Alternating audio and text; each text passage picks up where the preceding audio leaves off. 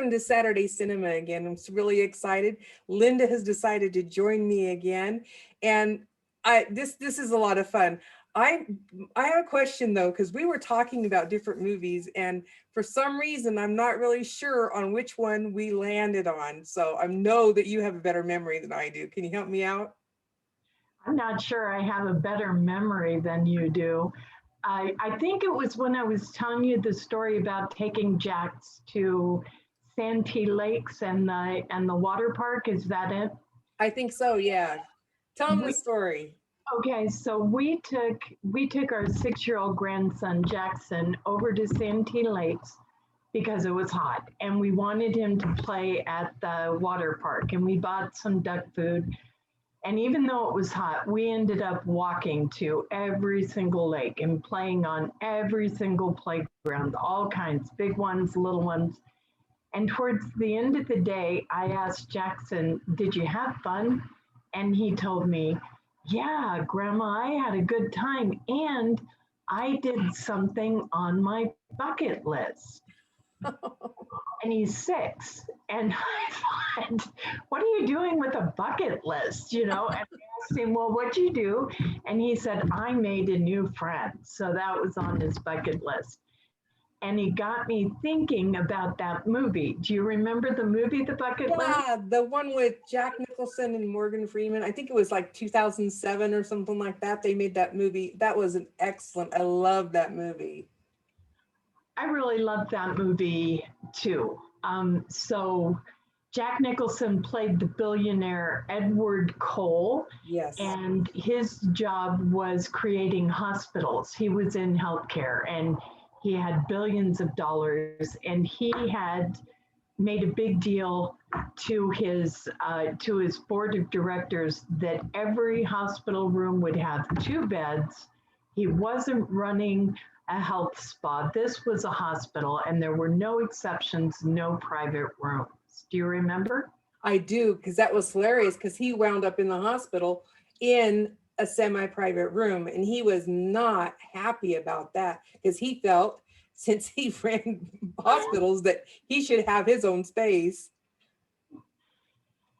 Yeah, and he ended up with Morgan Freeman, who played Carter Chambers, I think was Yes. his name, and they were complete opposites, total opposites. Morgan Freeman had been a mechanic all his life, and he was a family man. He was married, he had kids and grandkids, and his whole life was devoted to taking care of and providing for the people that he loved. Yeah, and they even said that, I think in part of his story, because Jack Nicholson was not excited about sharing this room with this common person. And I think that Carter even mentioned that, that they got married early on, and that changed his whole life, and that he may have had plans, but life changed because of it. And that dedication showed up through the whole show. I really appreciated that. I did too. And I like the way that it kind of bled over or enhanced Edward's way that he looked at people and the way that he looked at life. I feel like it really rounded him out. So anybody who hasn't seen the movie, both men are on the cancer ward, and they are both terminally ill. And Morgan Freeman, before he realizes that he's terminal, starts writing a list of things he'd like to do before he died. He had a big scare with cancer, and he wants to get over this and do some of the things that he wants to experience before his time on earth is over. And then he finds out that he's terminal.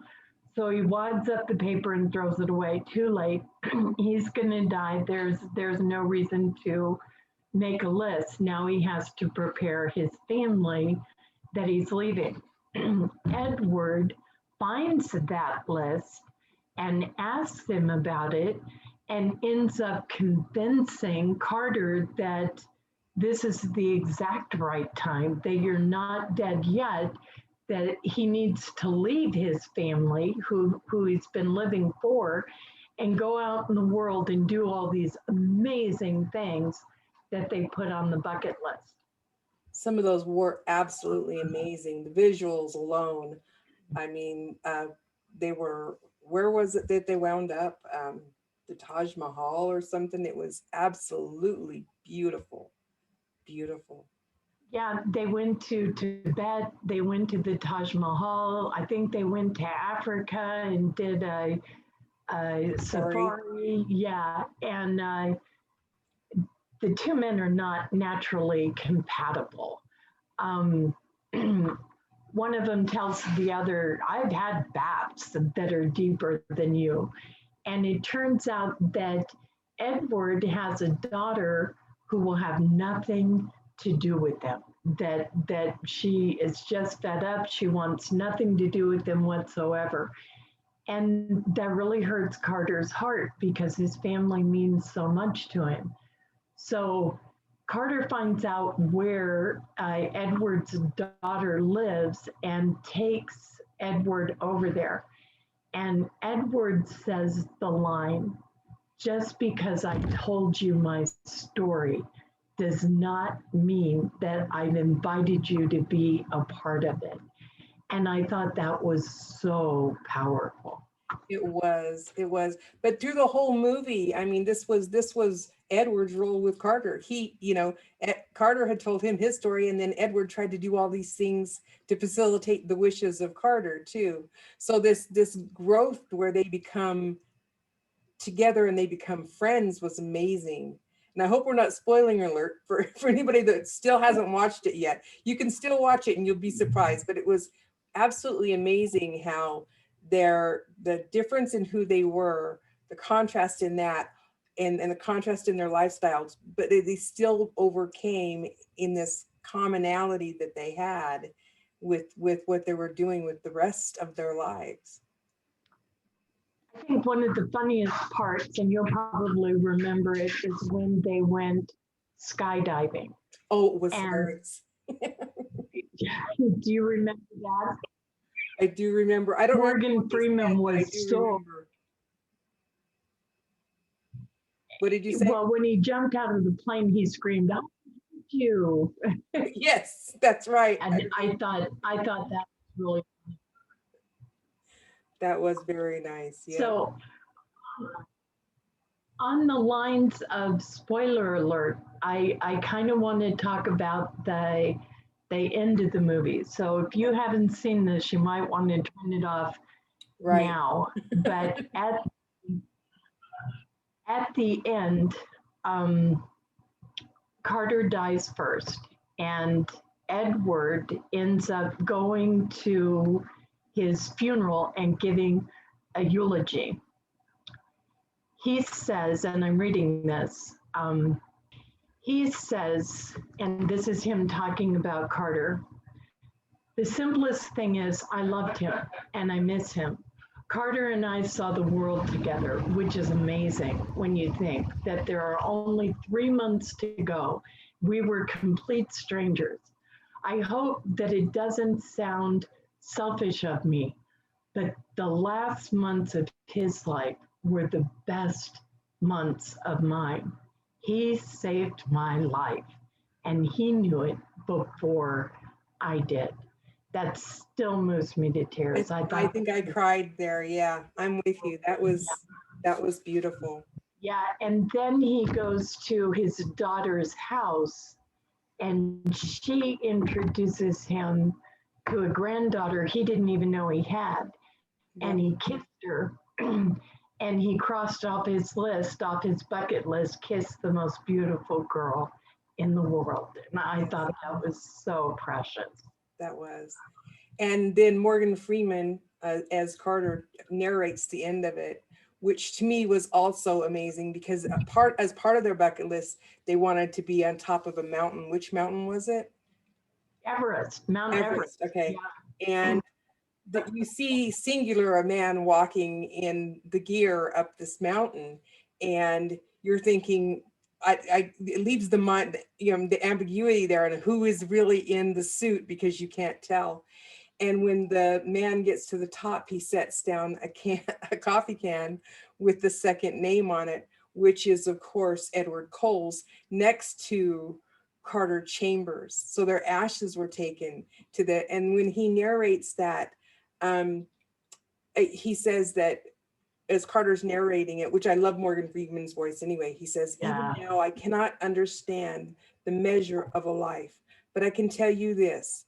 I know that when he died, and he's talking about his friend, his eyes were closed and his heart was open. And I'm pretty sure he was happy with his final resting place because he was buried on the mountain, and that's against the law. That was beautiful. I was just like, because he was such an antagonist. Yeah, I really loved that movie. So, what about the metaphysics? Well, I'm hearing all over the top of this. First of all, the third principle. Human beings are create their experiences by activity of their thinking, and that everything is manifested realm has its beginning in thought. So we create it. And when they first met, they had such different ideas of creation. And even Carter's changed. You know what I mean? So it wasn't like Edward came all the way over to Carter. They both changed at what life could be like. They had this joint epiphany, and it was beautiful. And our thoughts and our feelings and our beliefs, they have the power to create this reality. And that was a big significant part for me metaphysically. What do you think? Well, I totally agree with everything that you're saying, and I couldn't have illustrated it better. If I was going to do a movie on the third principle, that would be it. I would say, though, that it also includes the fifth principle, unity's fifth principle. Okay. Knowing and understanding the laws of life, also called truth, are not enough. A person must also live the truth that he or she knows. And I think that was illustrated just throughout the movie, and definitely we learned new levels of truth, but especially when Jack Nicholson goes to his estranged daughter and his heart on his sleeve, he knows the truth and he reaches out in oneness. So I think the third and fifth principle of unity are well illustrated in this movie. And if you haven't watched it, this is just a feel-good movie for the whole family. And I really hope that you'll take the time. We kind of gave you an overview, but this is so well written and funny and engaging. You laugh, you cry. It's just a really good time. Yep. It's about the human experience. Our spiritual selves trying to come out. They both were trying to come out in their spiritual selves, but it's about that human part of us. And it was amazing. And thank you so much for joining me again. It was fun. We'll have to do it again and pick another one. If you haven't seen the movie, like Linda said, I suggest you do get some popcorn, sit down. It'll bring you through every single emotion, which is what a powerful movie does. And the metaphysics of it that we shared were only just a snippet. This was just a snippet. There's so much metaphysics inside there. We hope you enjoy it, and we hope you join us next week. Thanks for coming by. Bye. Bye.